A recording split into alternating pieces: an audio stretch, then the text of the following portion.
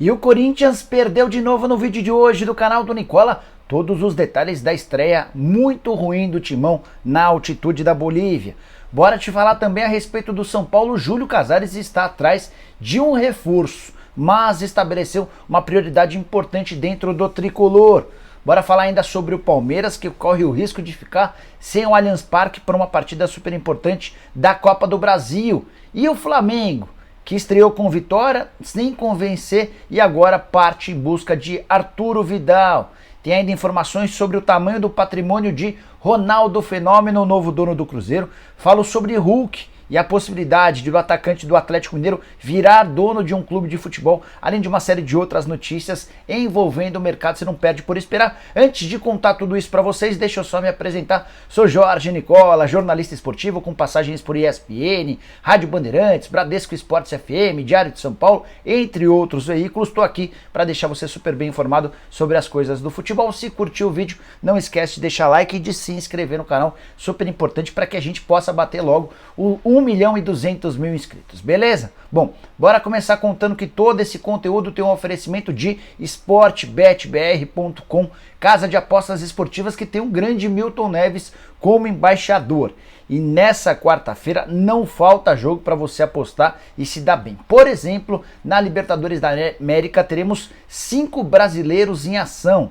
Separei a partida de 3 deles. Palmeiras, por exemplo, enfrenta o Deportivo Táchira fora de casa e a vitória do Verdão paga R$ 1,34 para cada real apostado. Já se você for na vitória do Atlético Mineiro contra o Tolima na Colômbia, R$ 1,68 para cada real apostado. Dá para apostar também no Fortaleza contra o Colo-Colo. Jogo no Castelão, tenho certeza que o Fortaleza vence essa vitória pagando R$ 1,66. Para não ficar fora dessa é bem simples, pegue agora mesmo no comentário fixo o link que eu vou deixar, faz seu cadastro na Sportbet e já começa a apostar, beleza?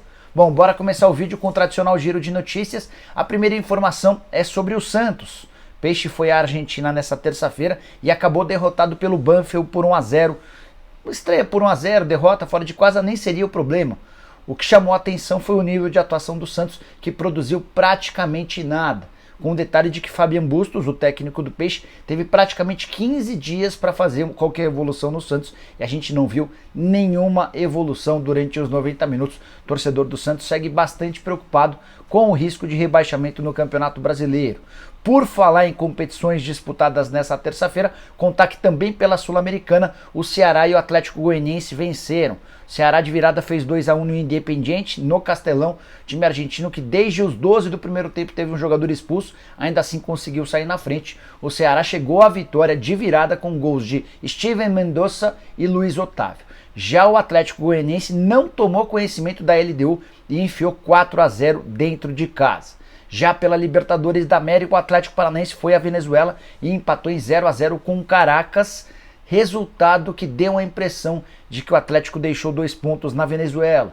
Para brigar por classificação, por uma das melhores campanhas, o Furacão tinha a obrigação de fazer os 3 pontos, é muito mais tímido que o seu adversário. Para fechar o giro de notícias, uma informação sobre o mercado. Matheus Davó, atleta que pertence ao Corinthians e disputou o Paulistão pelo São Bernardo, está hoje mais perto de fechar com o Bahia do que com o Guarani. São os 2 principais candidatos à aquisição do atacante. Ambos querem o jogador por empréstimo, mas o Bahia demonstrou mais poder, mais apetite e deve anunciar o Matheus Davó nas próximas horas. Quero falar agora a respeito de Ronaldo Fenômeno, desde segunda-feira, novo dono do Cruzeiro. E a ideia é contar um pouquinho sobre os investimentos, a capacidade de faturamento, o que o Ronaldo toca hoje. Por exemplo, você sabia que ele é dono do grupo R9? Esse grupo R9 é responsável por um faturamento anual de 400 milhões de reais e é composto por 8 empresas, vou falar o nome de todas. Valladolid, uma das empresas do Ronaldo. Fenômeno Podcast, Ronaldo TV, Beyond, Octagon, Odds, R9 Gestão Patrimonial e Fundação Ronaldo. Cruzeiro vai se juntar a todas essas empresas e vai se tornar o 9º grupo, ou o 9º pacote dentro desse grupo chamado R9. Você deve estar se perguntando sobre a grana, quanto é que o Ronaldo tem de dinheiro? Uma pessoa próxima ao Ronaldo me assegurou que ele tem mais de 1 bilhão de reais, sendo parte dessa grana aplicada em uma série de investimentos da XP. empresa que fez a ponte entre o Cruzeiro e o Ronaldo nos últimos dias para a aquisição do clube. Falei sobre o faturamento de 400 milhões por ano, certo? Pois saiba que o Gabriel Lima, que é líder do comitê de transição do Cruzeiro com a SAF, afirmou que nenhuma das 8 empresas do Ronaldo dá prejuízo. Todas estão no azul e a que mais chama atenção é o Valladolid. Quando o Ronaldo assume o Valladolid, as dívidas eram superiores a 300 milhões de reais. Hoje, alguns anos depois de tomar posse, o time espanhol já não tem mais nenhuma pendência. E é isso que o torcedor do Cruzeiro espera ouvir em algum tempo em relação às dívidas da Raposa. Para fechar, é legal contar também que o Ronaldo faz parte da Family Office, que é uma estrutura montada para famílias com grandes patrimônios sempre acima de R$1 bilhão. Dá para dizer que o Cruzeiro está administrado por um fenômeno dentro de campo e por alguém que sabe muito bem gerir sua grana. Quero falar agora sobre o rival do Ronaldo em Minas Gerais, o Hulk, que está deitando e rolando com a bola dentro de campo, e agora surgiu uma possibilidade, uma proposta no mínimo inusitada. Representantes do 13 da Paraíba sugeriram ao Hulk que compre o clube. 13 passa por enormes dificuldades financeiras e é o clube de coração do Hulk. Quando ele cresceu, ele torcia pelo 13, além de torcer pelo Palmeiras. Nesse momento, por exemplo, o 13 nem tem divisão nacional para disputar e no campeonato local ocupa só a 3ª colocação do seu grupo. Talvez nem consiga a classificação para a próxima fase e o 13 precisaria de uma grande campanha para ter vaga na Série D do Campeonato Brasileiro. A ideia do 13 da Paraíba é, até o ano que vem, talvez ainda nesse ano, conseguir se transformar numa SAF, numa Sociedade Anônima do Futebol, e a partir daí ele estaria disponível para ser comprado. Existe inclusive já um grupo interessado, mas tem bastante gente na Paraíba torcendo para que o Hulk possa fazer a gestão do clube. O Hulk olhou com bons olhos essa possibilidade, não descartou de imediato, disse que precisaria de algum tempo para pensar, para refletir, para ver se vale a pena ou não fazer esse investimento. E você, o que você pensa da história ou da possibilidade de o Hulk, como atleta do Atlético, ter um clube como dono? O que você pensa? Eu gostaria que você usasse o espaço para comentários para deixar a sua opinião, beleza? Seguindo por aqui, bora falar a respeito do Bahia. Contei para vocês nessa terça-feira que entre Bahia e Grupo City está tudo fechado. Falta apenas a assinatura de um pré-acordo que depois vai precisar ser aprovado pelo Conselho Deliberativo e pelos sócios. A ideia do Grupo City é transformar o Bahia em um dos 6 clubes mais importantes do futebol brasileiro e, quem sabe, o segundo mais importante do Grupo City, só atrás do Manchester City. Sobre investimentos, uma pessoa que se encontrou com Guilherme Belintani lá em Manchester, o Belintani está na cidade inglesa para discutir os últimos detalhes com o Grupo City e ele contou para uma pessoa próxima a mim que a ideia do Grupo City é investir no primeiro momento 250 milhões de reais para a quitação das dívidas. Em relação aos investimentos, a ideia do Grupo City é fomentar e buscar jogadores que possam agregar o Bahia. Importante contar para você que dentro do Bahia já se iniciou um processo de resistência, e essa resistência é comandada por Marcelo Guimarães, ex-presidente do Bahia e grande benemérito do clube. Ele enviou uma carta para os principais clubes do Brasil, se mostrando absolutamente contrário à venda do Bahia para o Grupo City. O ex-presidente faz uma série de críticas ao Guilherme Belintani, que é o atual representante do clube, o presidente, e também a toda a diretoria dele. Vou ler um trecho dessa carta que foi endereçada aos principais times do país, abre aspas. Há rumores de dentro do clube que eles querem vender o Esporte Clube Bahia como simples mercadoria pela dívida de 400 milhões de reais. Precisamos ficar em alerta, tudo porque eles são capazes de tudo. Belintani não, Belintani fora, Belintani, Vitor Ferraz, Sidônio e o PT fora. O Marcelo Guimarães se refere à atual diretoria como representantes do Partido dos Trabalhadores. Independentemente dessa questão política, que eu acho que não tem nada a ver com o clube, o que o Marcelo Guimarães tem feito para melhorar o Bahia? Por que ele é contrário à venda do Bahia para o Grupo City? Eu sou absolutamente favorável e vou dizer mais. Tenho até uma pequena inveja do Bahia, adoraria que a minha Portuguesa estivesse sendo comprada pelo Grupo City, que tem feito de vários times pelo mundo. Esses times têm crescido demais e têm se tornado grandes potências nos seus países. Tenho certeza absoluta que o mesmo vai acontecer com o Bahia. Aqueles que são contrários devem ser contrários muito mais por questões pessoais do que por pensamentos em relação ao clube. E você, o que você acha da história da SAF? Você gostaria que o Grupo City estivesse comprando o seu time? Também usa o espaço para comentários e opina, beleza? Seguindo por aqui, bora falar a respeito do Flamengo e a possibilidade de o Arturo Vidal ser contratado. Antes, só lembrar que o Flamengo estreou na Libertadores na noite dessa terça-feira, jogo pra lá de esquisito contra o Sporting Cristal. Até 1h30 antes do jogo a gente não sabia se teria ou não um jogo, por conta de uma série de confusões no Peru. No final das contas, às 10 da noite, a partida começou e o Flamengo venceu por 2-0. Gols de Bruno Henrique e Mateuzinho. Mateuzinho, além de marcar um gol, ainda deu assistência para outro, foi o melhor em campo. O Flamengo até tomou algum sufoco, especialmente quando vencia por 1-0. Foi um rubro-negro que jogou muito mais na transpiração, na disposição, do que no talento. Até por isso as críticas ao Paulo Souza continuam, mas não é sobre isso que eu quero contar. Quero falar a respeito de Arturo Vidal, que tem dado várias demonstrações da vontade de jogar no Flamengo. Ao que parece, ele não permanece mais na Europa. O contrato dele com a Inter de Milão termina na metade do ano e não será renovado. O Vidal deu uma entrevista recente a uma emissora chilena afirmando que quer jogar no Fla. E recentemente, um representante do Flamengo entrou em contato com o André Cury, que é o cara que agencia a carreira do Vidal na América do Sul, para dizer ou para questionar se de fato o Vidal quer jogar no Flamengo ou se isso é só apenas um discurso diante da imprensa. Por que desse questionamento? Porque em outros momentos o Vidal também falou sobre jogar no Flamengo, e toda vez que o Flamengo foi procurá-lo, ouviu pedidas estratosféricas. O Flamengo deixou bem claro para o André Cury que tem a intenção de contratá-lo, mas precisa que o Vidal entenda que existe um teto salarial no Brasil. Ainda que o Flamengo seja um clube capaz de pagar mais do que os outros times brasileiros, não é possível se equiparar a ofertas que ele possa receber do futebol europeu e eventualmente da Major League Soccer.